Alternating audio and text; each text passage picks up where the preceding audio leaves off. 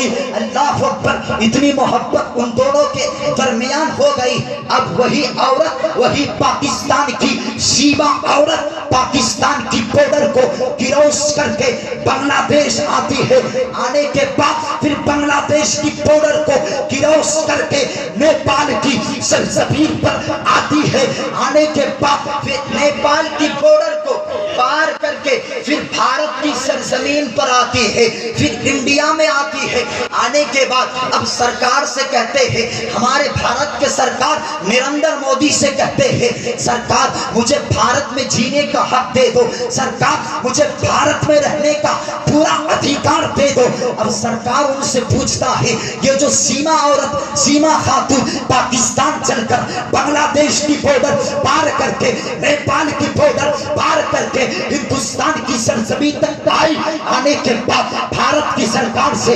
ادھیکار مانگتے ہیں، بھارت کی سرکار سے جینے کا پورا حق مانگتے ہیں۔ لیکن معلوم ہے جس لڑکے یو پی کے لڑکے سے وہ بات چیت کرتا تھا وہ غیر مذہب کا لوگ ہے، وہ ہندو ہے، لیکن اب وہ اپنے دھرم کو پریورتن کر لیا، اپنے دھرم کو چینج کر دیا۔ وہ عورت اپنے آپ کو مسلم کہتی ہے، اپنے آپ کو مسلمان کہتی ہے، اس کا شوہر عرب کی سرزمین پر سعودی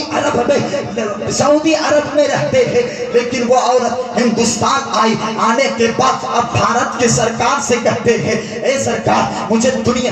بھارت میں جینے کا حق دے دو، بھارت میں رہنے کا حق دے دو۔ اب بھارت کے جو میڈیا ہے، گودی میڈیا ہے، سوشل میڈیا والے اس عورت سے پوچھتے ہیں، اے عورت بتا، تو جو پاکستان اور بنگلہ دیش اور نیپال کی بارڈر کو پار کر کے ہندوستان کی سرزمین تک آیا، لیکن پتا اس کی وجہ کیا ہے کہ تو نے اتنے بڑے بڑے ملکوں کا سفر کر کے تو نے ہندوستان آیا، وجہ کیا ہے؟ اب وہ بھارت کی سرکار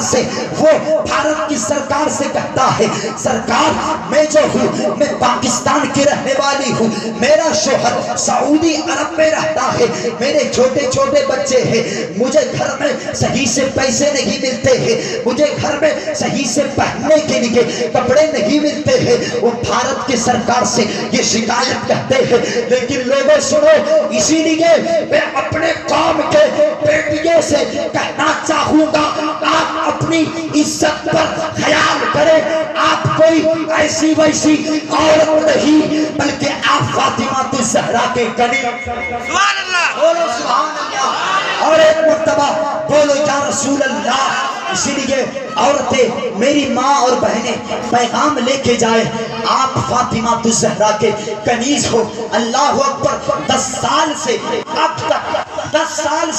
اب تک مسلمان کے ہزاروں لڑکی، مسلم لڑکی، اسلامک لڑکی، مسلمان قوم کی ہزاروں لڑکی جزاک اللہ سب قوم کی